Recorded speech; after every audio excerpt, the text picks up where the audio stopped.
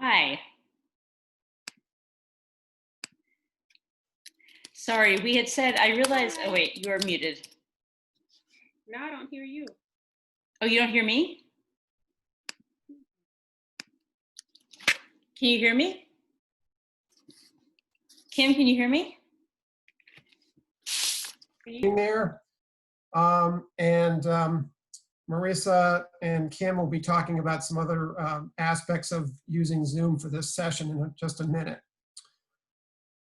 So just to get us here, we're going to run this session as we have with others, a presentation initially. And in this particular session, we'll be doing some activities. We actually have to shift the platform from one to this one to Zoom in order to make use of breakout rooms. So hopefully that'll be enlightening for you, both in terms of the content and in terms of the process, perhaps a process you might want to make use of yourselves. And then we'll follow that up with a debrief and at least some time for you to ask some questions and have some discussion with the presenters. So again, welcome everybody. I just want to make brief mention here. I do work for Civics, but I am here representing the Massachusetts Civics Learning Coalition. And the coalition, as you can see on screen here, has its own site. The coalition was formed about close to 3 years ago now to serve the purpose of advocating for improved civic education across the state of Massachusetts, and was very instrumental in the passage of the new civics law that passed in 2018, as well as ensuring that there's funding for continued work to make sure the implementation of that really takes root. So the coalition has done a lot of work over the last couple of years, and in particular, we've done a lot of work in the last couple of months to support educators, hopefully many of you as well, in providing resources that could support all of you through the school closure situation. It's a really rather abrupt turn to remote learning. So on our website, you will find resources that are laid out there, both for families as well as for all of you as educators. And those are broken down by grade span, so we're trying to make it as usable and user-friendly as possible. So those set of resources are designed for the remote learning type of environment. And we will continue to add to those resources over time. So feel free to, and we hope you will, come back and visit that site again and make use of those materials. In addition, we are hosting these webinars that you're part of today. We've done a series, as I said, of 3 of these on remote learning. And we'll be moving to some other topics in the near future here with future sessions. So that's the Massachusetts Civic Learning Coalition. If you're not familiar with us, hopefully you will be more familiar with us in the future here. As I said, I'm the Director of Massachusetts Programs at iCivics, and then I have worked for many years prior to that at the Mass Department of Elementary and Secondary Education, and was a teacher for many years as well. And we're really fortunate today to be joined by a pair of leaders with the Boston Debate League. Marisa Suskun is the program director for the Boston Debate League. And we also have Kim Willingham, who is a instructional coach for the Boston Debate League, focusing on middle school particularly. And you'll see that we had intended to have Sarah Miper also join us, but she had another obligation to attend to today. So it's Marisa and Kim, and I'm going to turn it over here to Marisa to take it away. Thank you, Dave. And hello all. As Dave mentioned, we're really thrilled and happy to be partnering with the organization and with all of you in this session. So we're thrilled to see you here at the end of what we know has been an intense spring. Before we get into the specifics of our activity today, we do want to do a quick orientation, as Dave mentioned, to the Zoom features. I know this is a different platform than some of the other webinars that you've been attending if you've done some of the other MCLV activities. So at the bottom of the screen, you'll see a number of Zoom features, and you can see mute, video, you can turn yourself on and off whether others hear you. A lot of you have yourselves on mute in this whole group setting, which makes sense, which we'll talk about in just a moment. We want to highlight specifically the participants. If you click on participants, you will be able to do a couple of things, including raising your hand, and we will use that raise hand feature today during the session. As Dave mentioned, we're also going to use the chat button. Looks like a little kind of call out, which is here. You can chat message to everyone. If you want to message specific people like the host or someone else on the Zoom, you may. And sharing screen is another option, and that's something that that I'm doing right now with you. Actually, is sharing my screen. And finally, the reactions, which you'll see, it looks like a little kind of smiley face. You can give a thumbs up or a virtual clap. So if you can take a look to try to find that and give us a thumbs up or a virtual clap if you have found it, and that's how we'll know.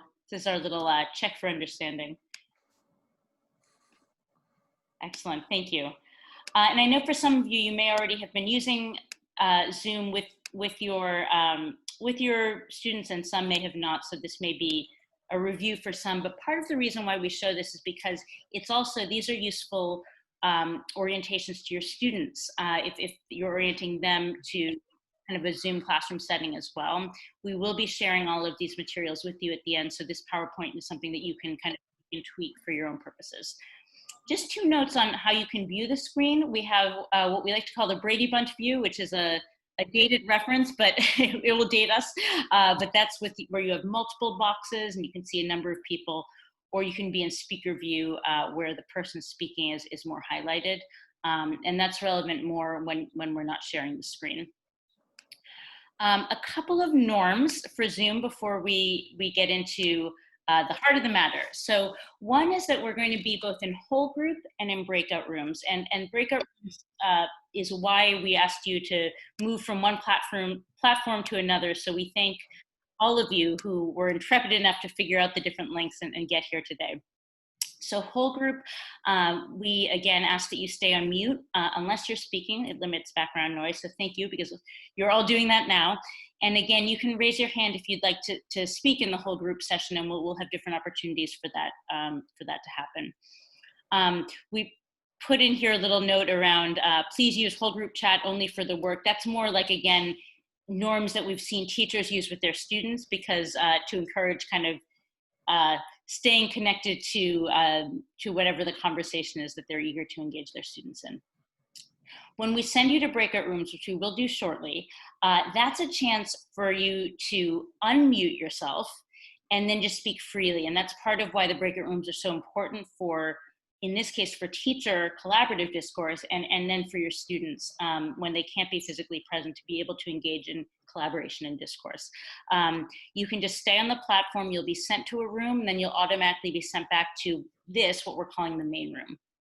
And finally, we ask that we offer grace to each other. This is a collaborative journey of learning, and we are all in this journey together of trying to build out what virtual learning can look like in a meaningful way.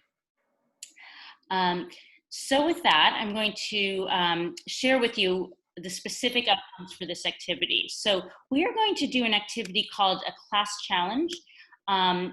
And one of the things at the Boston Debate League that we do is anytime we do a professional development session, we ask that you enter the activity as learners, and we ask that you experience something and participate and engage actively. And then number 2, we're able to debrief. So then we'll have shared insights and strategies for facilitating student conversation and collaboration in this time of remote learning, though hopefully there'll be things that you can apply to your classrooms, in physical classrooms as well. We hope that you'll leave being able to plan and try out a similar activity with your students, specifically in your civics classrooms. And when we debrief, we'll ask you to make connections to your work as civics teachers in this time. So with that, we are going to dive right in, and I will pass it on to my colleague, Kim Willingham. Good afternoon, everyone. It is a pleasure to be here with you this afternoon. We're really excited to engage in this work with you. Couple of things before we get started. We are going to have you go into a breakout room relatively soon, and I'll be sharing the screen in just a moment as we get ready to do our activator. But before that, I want to just provide some context. So we recognize that to engage in debate and any activity that's going to require us to be vulnerable, you have to get to know people. You have to feel comfortable with people. So we always do activities to get us started, just so people have an opportunity to think about who is this I'm in the room with, and I'm going to be building an argument with you. And we don't have to agree on everything, but we're going to agree to build a compelling argument. And so you first do that by one, just surfacing who's here. So we're going to do an activity that will get you, one, thinking. It's an activator to the activity that we're going to do. It'll get you thinking, but also give you an opportunity to connect with the people that you'll be working with in small groups at least 2 times during the course of this next 45 minutes. So I'm going to share my screen with you now, and I'm going to share an image with you.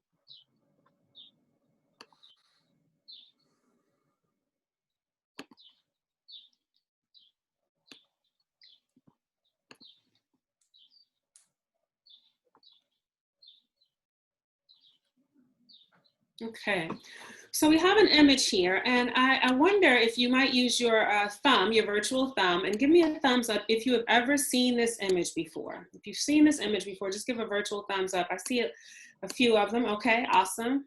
And just so you know, there are over 40 of us on here, so great. It looks like almost half. Great. So I want you to take this image in, and much like we would ask students to do when they're looking at an image, I encourage you to look at everything, every single corner of the image, top to bottom, left to right, and just take it in for a few seconds. I want you to think about the one word that comes to mind when you see this image. And granted, there can be lots of thoughts, but what is the one word that comes to mind when you see this image? We're going to do something that's called a visual thinking strategy. And for those of you that might be familiar with this, this is a strategy that's used a lot in art museums and places like that, where we want students to take something in and then make sense of it, start to unpack the evidence, if you will. So look at that picture, think of the one word that comes to mind, and then we're going to send you to breakout groups. You're going to have 2 minutes in those breakout groups, and while you're there, we ask that you introduce yourself.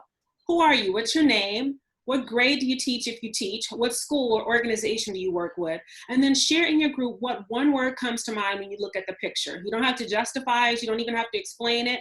In fact, you might not even have time depending on the size of your group. But we really just want you to start to think about the image. Again, introduce yourself because you're going to be working together with this same group in a little bit. And share the word that comes to mind when you look at the picture. So Marisa's sending you off to breakout groups, and we'll see you back in 2 minutes.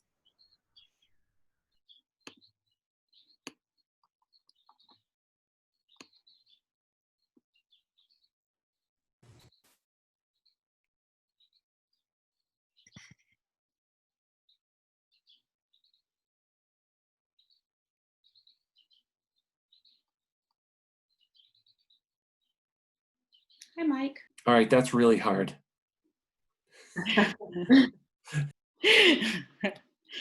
We appreciate Paul. that. It is hard. Paul, thank you for opening us in a hard conversation. We appreciate that. So it looks like most everyone has come back. Yes, so welcome back, everyone. We were able to see, one of the things we were sharing is that one of the useful things about this approach is you can, as a teacher, you can see that your students are making progress, like on the different slides, the different groups, but you can also pop in and join in on their conversations as teachers as well. So we'll talk about that more in the debrief. But we are going to do a share out. And because of time, we do not have time to share out every group. So what we're going to do, we have time to share out 4 groups. And then the other 6, your job will be to listen and evaluate and ask questions at the end of each group, or provide responses. And then you will have the opportunity to vote on which one you think was best.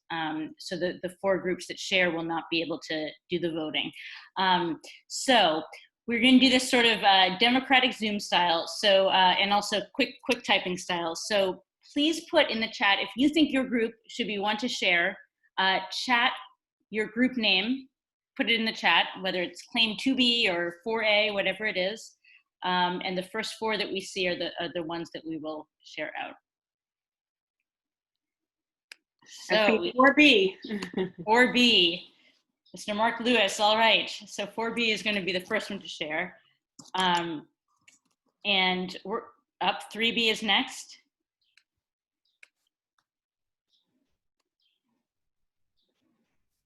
So Kim is going to, okay. So Kim is going to keep track of who the four groups are, but we're going to start with 4B. And first of all, thank you to Mark and to the other folks in 4B for opening us up. As Paul said, it's brave to be the first one, so we thank you for this. So Mark and any other representatives for 4B, could you please share out your group's argument about I've got the power? Sure, I'm happy to start, and if others want to join in, that would be terrific. So we began with the first clear indication that this is a title to be interpreted from two different perspectives, those of the young people gathered in the person kneeling, or maybe in three perspectives, from the person who is kneeling, from the group of people kneeling in the background, and the officials who look like law enforcement standing together. And so just several observations that we made of signs of power: police officers standing over a kneeling individual, police officers holding weapons and standing close together in a barrier line, young person who is there in a still, purposeful position with proud, defiant body posture as a sign of power, the group of people in the background gathered collectively. And then certainly our reasoning for that is that a standing body position over others is a sign of power. Weapons and uniforms are signs of power. There's power that comes from stillness and an individual purpose. And then also the people in the background, there's power in numbers as well. Thank you so much, Mark. Anyone else from Claim 4B want to add on to your group's argument?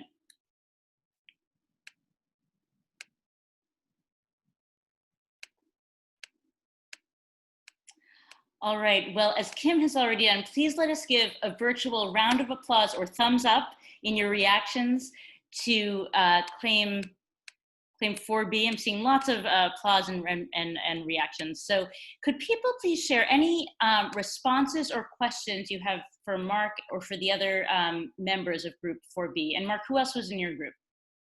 So the two people can identify themselves, or Yes. I don't want to speak for them.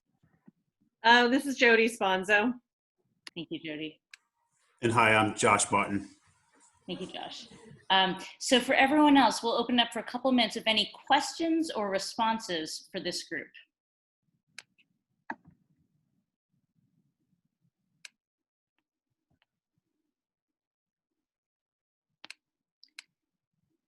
I have one. Oh, we see Bernice, you have a response. I'm sorry, my internet is going on and off, so I have my video off. But I just have a comment about the word defiance. To me, when I think of defiance, I think of something that's negative. In this case, this person kneeling with a mask on, it's a person of color. People behind this person could be of color or not of color, who are supporting a movement that it seems to me very much like almost like the starts of a civil rights movement. So defiance to me doesn't really represent a movement that is positive, but that is asking for change. So I don't particularly agree with that word or the use of that word in this case. Bernice, thank you so much for sharing that and for the connotation behind different words. I'm curious if anyone from Group 1 wants to talk about how they were defining defiant and what connotation you were bringing to that. I guess the word defiant to me means bold. That would be the way I would define it, but I understand how it could have different definitions and connotations. It's I wasn't thinking of it as a word that meant that she was like resisting anything, if that's what you mean. I was just more thinking that she's being bold and she's showing, you know, that she's standing up for her beliefs. Right, and I think of a person of color myself and a person who has been on the other side of standing in the police, where you're told that you're not supposed to say something, you know, that you have to watch what you say. You know, the word defiance to a person of color, when you say that, it may not seem or might not be interpreted as a positive word. So I think in a world now where we're really trying to be mindful of our language and of words and of attitude towards others of color or not color, or race or not race, social orientation, you know, orientation, sexual orientation, etc. I think it's as a part of that and as a part of that learning, I think we need to be mindful of what words mean and the history behind that word. Got it. I appreciate your input. That's very helpful. Thank you. Yeah, I think we meant it just more so in the way of like defying authority, especially when you feel like the authority or the power structure is wrong. I mean, we're used to it in a school setting, like, oh, that child was defiant and, you know, defying the teacher's authority or the administrator's authority, but more so just trying to get the attention of the powers that be, that the status quo cannot continue. I think that's where we were going with it. But yeah, and I would just add, Bernice, again, thank you very much for pointing that out. That's really incredibly helpful just to think about language and other people's perspectives. It's interesting to me to hear you say that for you the word, I don't know if it was for you personally or you were referring societally to the idea of the word defiance having a negative connotation to it, where for me, there's actually quite a lot that's very positive in defiance, especially at a moment like this. And I know that this probably is not, you know, we don't have the time to continue this conversation, but I'd certainly be very interested in doing that in a different perspective, because I think it's a really important one to have. Yeah, and I think it has to do with who we are as people. You know, I am a female, brown person who's growing in this country, who's an immigrant, and who, when I was growing up, I had a single parent who told me that if anybody who is of authorities ever says something, I would just have to go with it and agree. And I'm sure that in different households of different backgrounds and experiences, that was not the conversation that was happening. And so we are, as a person of color, I was never told that I could stand up and I could be defiant to those with authority with, in this case, a badge, a weapon. And so in this case, it's a little bit different. So yes, I do speak from experience and personal experience and experiences of my family and friends of mine who are also Black and are brown like myself. Bernice, thank you so much for bringing in one, your personal identity and your perspective, and again modeling kind of the kind of courageous discourse that we seek to have, and for all of us for engaging in this conversation, and the power of language and the power of a single word that can connote very different things depending on our lived experiences. And I think especially as civics teachers, this is central, this kind of understanding and digging into discourse. One of the things I'll just add as a note about defiance, this word came up earlier this week. On Tuesday, we did a debate with some other teachers on the Langston Hughes poem, I Too. And that word came up again, and one of the teachers said, I often get maybe a little like nervous about defiance, but actually was talking about kind of the joyfulness of the defiance in that poem. And what we are noting is that we seek to cultivate defiance in student voice, in the classroom setting, that there can be critical discourse and questioning and not just acceptance of authority. And Bernice, you're talking about the relative safety or lack of safety that people have as they walk through this world. So thank you so much for bringing that to that level of conversation. I'll also note with this argument that power also had about 4 different meanings as well. So this group was really digging into words.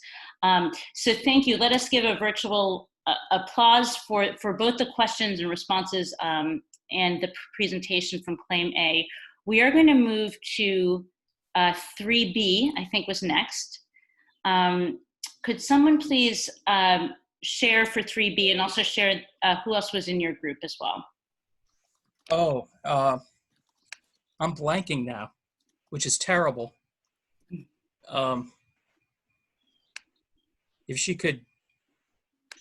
I'm here. Oh, Kimberly, right. Kimberly. Yeah, Kim.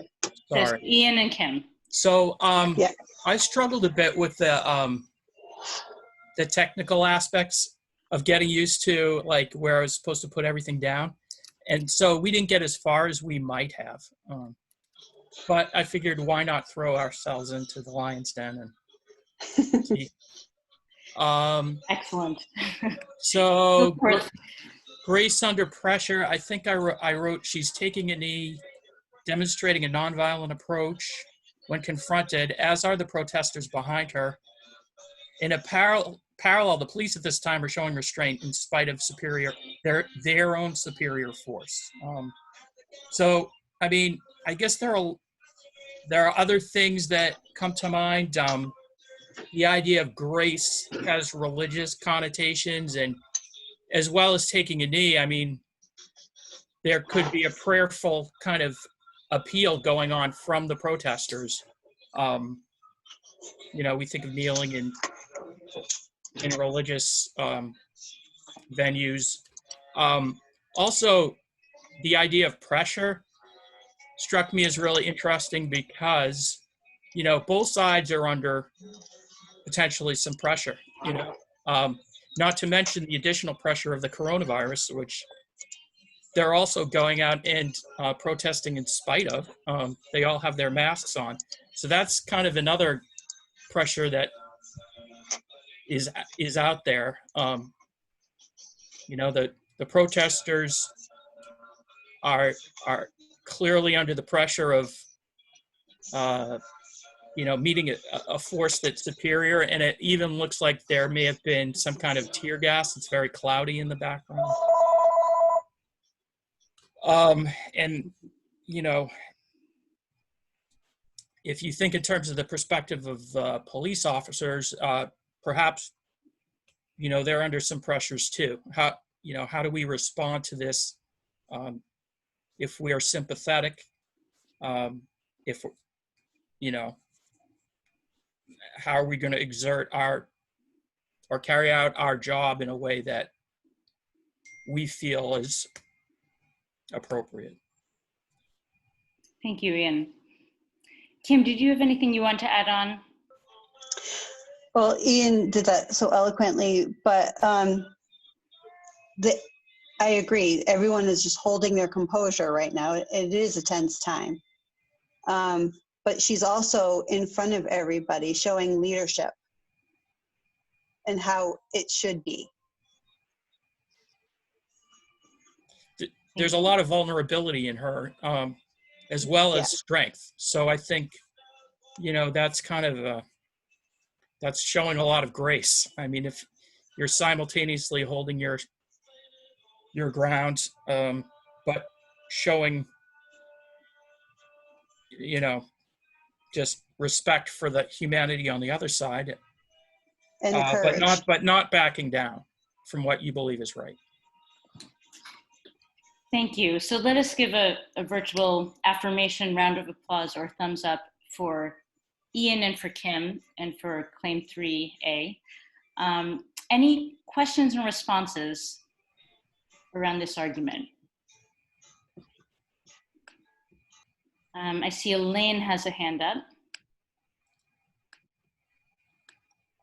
Hello.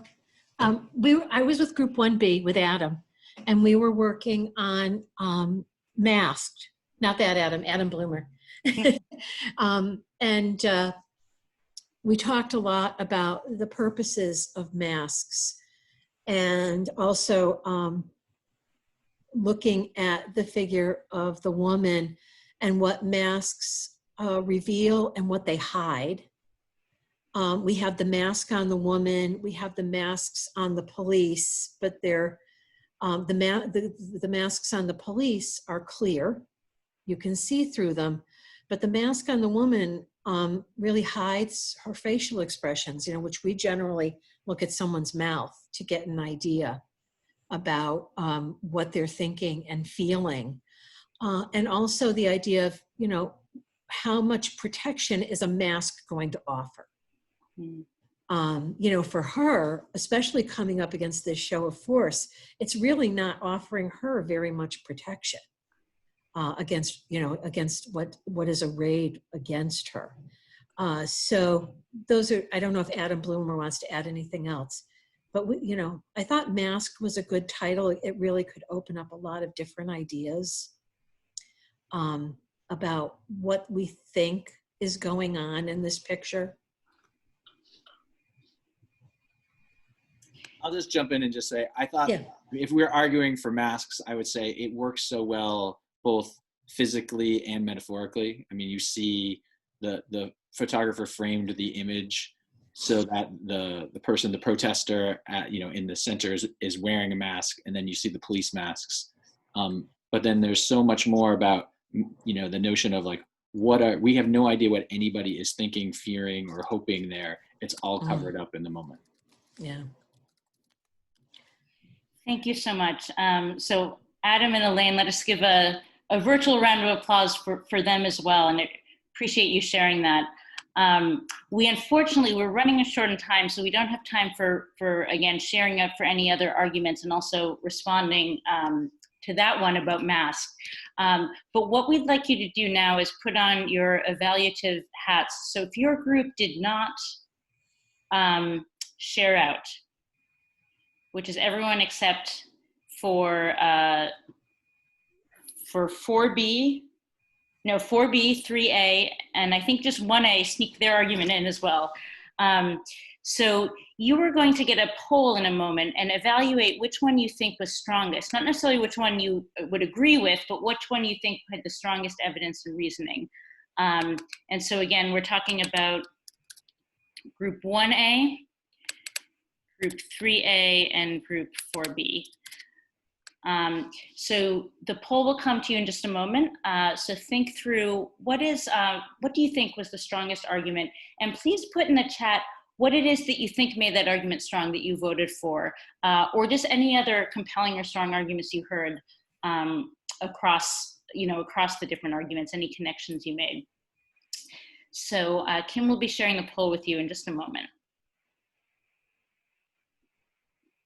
And while that's coming, I'm actually going to invite you to hop onto the chat and share what were some strong arguments you heard, what really moved and compelled you.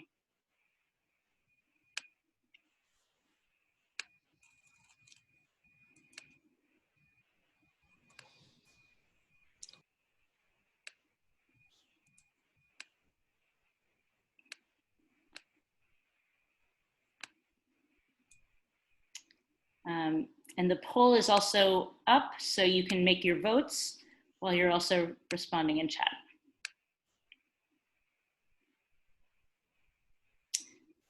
Mike's noting the different meanings of grace, prayerfulness, composure was a strong argument.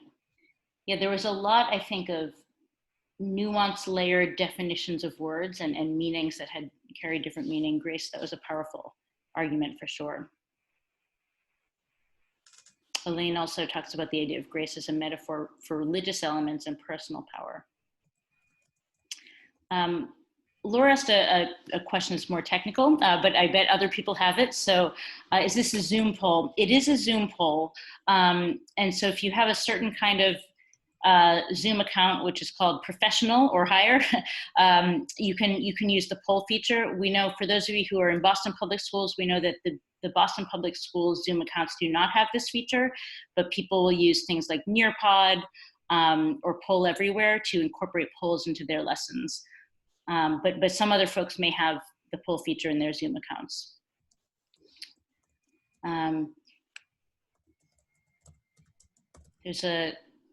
Adam writes, the amount of protection that a mask offered was a very good point, since the person kneeling was clearly very vulnerable. Michaela's also noted that both sides are masked is something to explore. And Elaine questions power, who has it and why, which I know was a question someone referenced earlier in the chat as well. So we're going to give you just another few seconds if you've not voted, and then we'll close the poll. And actually, maybe everyone's voted because the people who didn't are those who presented. So we'll end the poll and share the results. Masked is the winner with 50%. Yes, Lane just gave a fist pump. So give yourselves a round of applause, the thumbs up and the high five to the group Masked that presented, but also for all of you who presented and all of you who co-constructed arguments in your groups and then evaluated just now. So I'm going to pass it on to Kim, who's going to lead us in debriefing this. So we are going to just take a few minutes because we're near the end of our time with you, and we're so appreciative of the time we've had with you. For those who are curious about what's really going on in the picture, you see here there's a caption. It was in fact a protest, a very recent protest, the end of May in San Jose, California. So the link is there. This was in response to the death of George Floyd. The link is there to that image. On the next slide, you'll see some resources. You'll have access to all of this material from the New York Times. And the New York Times is a place where we go a lot of times to get pictures to use for debate activities, to talk about current events, to think about civics related activities. So there's a picture, what's going on in this picture. They do a what's going on in this graph, which has some really good things that are relevant to civics. They have a writing curriculum. So we just offer that to you as a resource that you might look to. In terms of the debrief of the activity, we always ask people to think about your experience as a learner. What was it like for you? And then what are the implications for your classroom practice? And before we even got to this point, I heard some people naming some things. We heard a discussion about language and how language absolutely matters. And one of the things that I thought about was how often in debates or arguments, we ask students to define their terms. So it can help people to understand the argument from the beginning. So if we use a word like defiance, how are we defining that word so that other people understand it? I heard some give and take, and I heard grace in that give and take and pushing one another. I also heard people bringing into the arguments prior experience. And so that's something students will do as well, prior knowledge, prior experience. So thinking about that, what was this like for you? And I just want to shout out Paul quickly, who came back and said, that was hard. So other people, what was the experience like for you? Elaine, I see you nodding your head. And take your... I think it's difficult. My students always really struggle with visuals. And that's the one thing that they dread. When I throw up like a political cartoon or a photograph, they all go, oh. But I also teach art history. So I try to impress upon them that we live in such a visual world that being able to understand the images that are being presented to us and to decipher them is really important, because if not, they can really be used, as we know, to fool us. Both pictures and video. So I do try to spend time, and I know they detest it, but I hope by the end of the year they're doing better with it. They seem to be more comfortable with looking at images. Thank you for sharing. Others, what was the experience like for you as a learner? Can I say something? Yes, I really appreciated this exercise because I find that we ask students to do things like critically think all the time and provide them the arguments. And we don't often realize how hard it can be for them to defend and to come up with information. So this helped me realize that if I don't give them the option to create their own claims and give them claims, and I don't give them enough time to actually think through the possibilities, it can be a very challenging exercise. Thank you for sharing that. I appreciate that. And one of the things we've been doing PD for the last 10 weeks now. And so we said that some of these things we're doing in an hour. You might do this over a couple of sessions, right? You want to give students real time to really digest things and to make meaning. So that's a good point. Thank you. Any other final thoughts about your experience of this activity and implications for your own practice? I had a thought. Go ahead. Which was my group got started a little late because we missed the direction about how to know which claim we were supposed to be talking about, which happens with students all the time. And then it felt like we were having a little trouble sorting out what was evidence and what was reasoning and which went in which spot. And I see that in my students all the time too. So it was good to be in that position that we put them in, where they're like, wait a second, I'm just supposed to put the visual details that I'm seeing and not why those support the claim. So that was interesting and helpful. Thank you. Thank you for sharing. And I hope you all have also been paying attention to the chat. It's a lot going on in this online environment. We're talking, we're trying to look at each other, we're trying to read. I see some great points on the side. I saw Bernice said, as educators, we need to teach about systemic racism and privilege. I saw someone say this was a good activity, something that they might carry into the future if we're going to continue with distance learning. Some people like the interactive nature of this. There's a lot going on. We recognize this. What I will say, and then I'll turn it back over to David because we're mindful of the time and want to be respectful of that.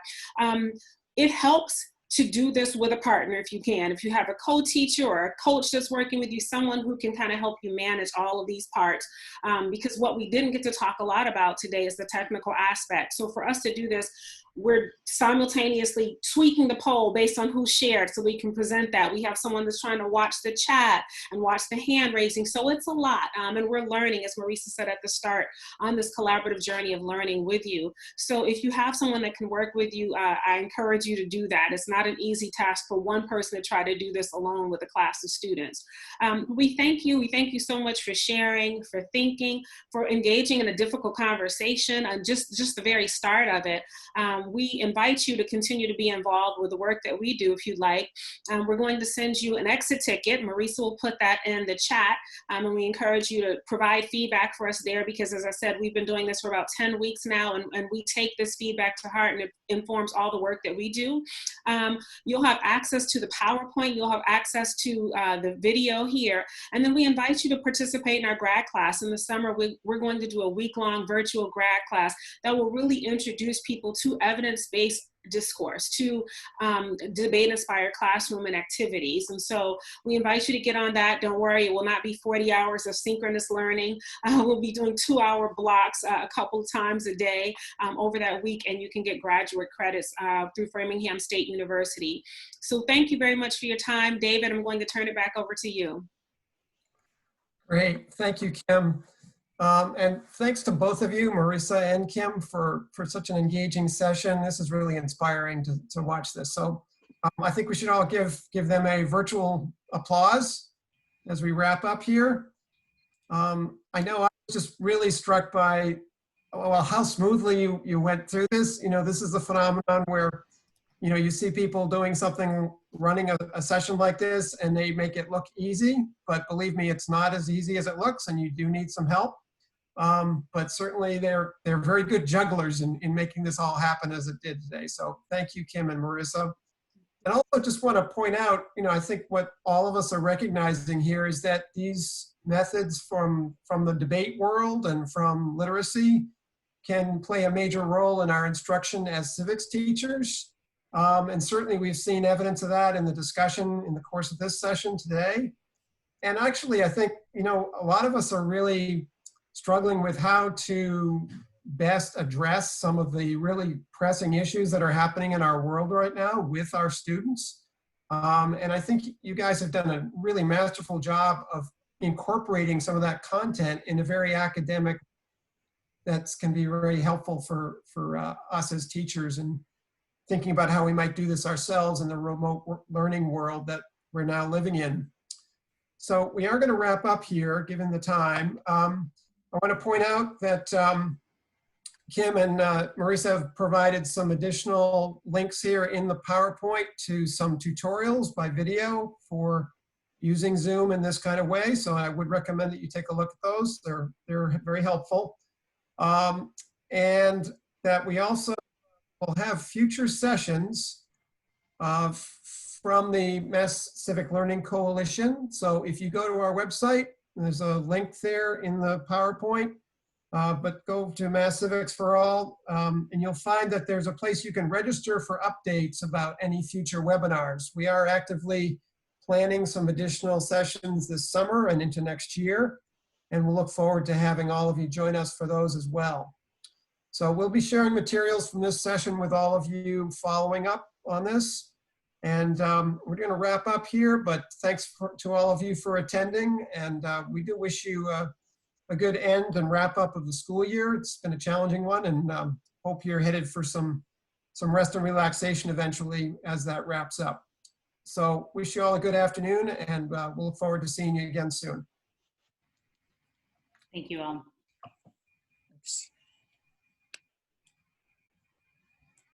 Thank you. Thank you. Thank you.